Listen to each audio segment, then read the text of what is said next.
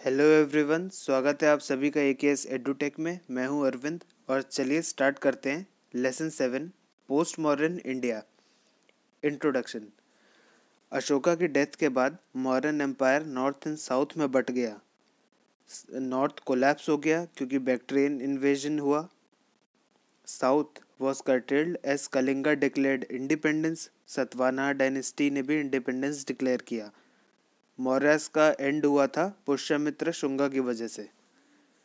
Mauryan rule is replaced by Shunga dynasty. Shunga dynasty, इसके founder Pushyamitra Shunga. He was a Brahmin and army chief under Brihadratha, जो last Mauryan king थे।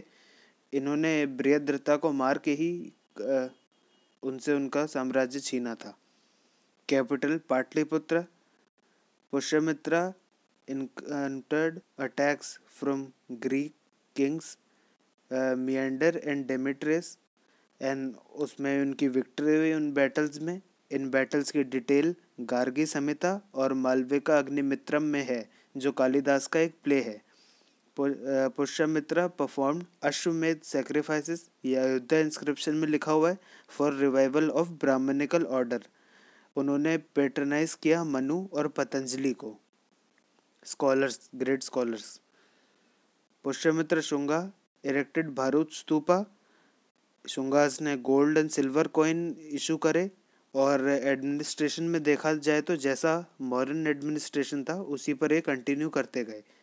The last ruler of Shunga dynasty was Devabhuti. फिर आ जाते हैं सतवानाज, इनको आंध्राज भी कहते हैं पुरानाज में। सिमुका इनके फाउंडर थे। The successor of Simuka was Satakarni, who was engaged in conflict with the Sakas at Nasik. The greatest of the Satvana kings was Gautamiputra Satakarni, who extended his empire by conquest, और conquest हुई थी foreign trade को लेकर। He defeated the Kshatrapas in Kathiawad and Gujarat, और ये achievements Nashik inscriptions में recorded है। Buddhism and Brahmanism वर पेट्रनाइज्ड। चैत्य एंड विहारास भी बनाए गए थे मॉन्क्स के लिए। प्राकृत लैंग्वेज फ्लरिश कर रही थी इस टाइम। सतवाना रूलर हाला, ये भी एक ग्रेट स्कॉलर थे। इन्होंने गथा सतपति लिखी थी, जिसको सत्तासाई भी कहते हैं। लास्ट किंग थे Yajnashri Satakarni. Economic conditions. Remarkable progress हुई थी ट्रेड में। सिल्वर कॉइन्स कॉल्ड करशपानास ये आए थे, और विशिष्ट पुत्र पुलुमावी, ये गौतमीपुत्र सताकर्णी के सन थे। इन्होंने एक कॉइन इशू किया था जिसपे शिप की इमेज थी। ये नेवल पावर और ट्रेड दिखाता था सतवाना टाइम में। The greatest port of Satavahanas was Kalyani, ये वेस्टर्न डेक्कन साइड में, और गंडक सेला और गंजम ये ईस्ट कोस्ट पे थे। ये इंपॉर्टेंट सी पोर्ट थे, और ये आप कॉइन देख सकते हैं। साकास, माउज, इनको मोगा भी कहते थे, ये इसके फाउंडर थे। He administered over Gandhara region, जो present day Pakistan and Afghanistan में है। इनकी कैपिटल थी Sirkap. Numerous coins have been found. They contain Buddhist and Hindu images. The dialect utilized in these coins were Greek and Kharoshthi. इनके जो सन थे एजिस वन, इनको consider किया जाता है founder of Vikram era. Kushan empire. Kushans are considered to be one of the 5 branches of Yuezhi tribe, ये इसी में से निकला है, who lived in Chinese frontier और central Asia. They moved eastward through India, defeating Parthians Sakas in 1st century AD. Kujula खडपीसिस, इनको खडपीसिस 1 भी कहते हैं, laid the foundation of Kushan empire, ये इसके फाउंडर थे। वीमा खडपीसिस, इनको खडपीसिस 2 भी कहते हैं, was the Kushan empire to introduce gold coin. ये आप इनके गोल्ड कॉइन्स देख सकते हैं, ये लॉर्ड शिवा के डिवोटी थे। कनिष्का ऑफ कुशान डायनेस्टी, इनको भी ग्रेटेस्ट किंग माना जाता है। इनकी कैपिटल पेशावर थी और फोर्थ बुद्धिस्ट काउंसिल कुंडलवना में, ये कश्मीर में हुई थी, उस समय यही किंग थे। He patronized Buddhism, although he was very tolerant in his religious views. He was also a patron of art and architecture.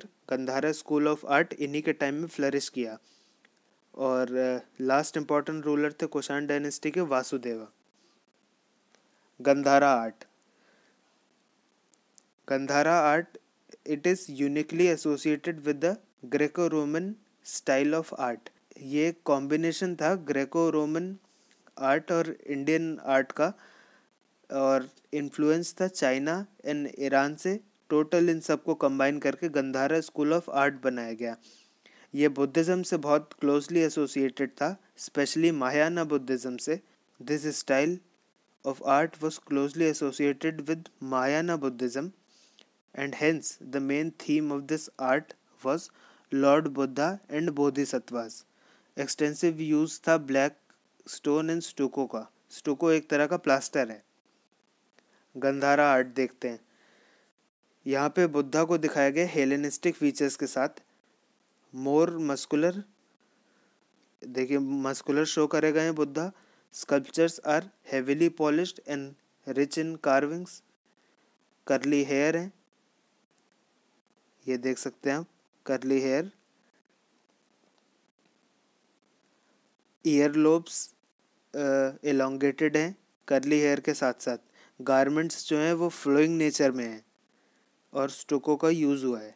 फिर आ जाता है मथुरा स्कूल ऑफ आर्ट। यहाँ पे आप डिफरेंस नोटिस करेंगे, इसमें लेस सिंबलिज्म था और रेड सैंडस्टोन यूज़ हुआ था। गारमेंट्स क्लियरली विजिबल थे मल्टीपल फोल्ड्स के साथ, और जो ये हेलो है ना, जो रिंग है बुद्धा के पीछे, वो डेकोरेटेड है। आप हम गंधारा स्कूल ऑफ आर्ट में देख सकते हैं, एकदम प्लेन है ये, कोई डेकोरेशन नहीं है। और यहाँ देख सकते हैं पूरा डेकोरेटेड है। बस दोस्तों, फिलहाल इस चैप्टर में इतना ही था।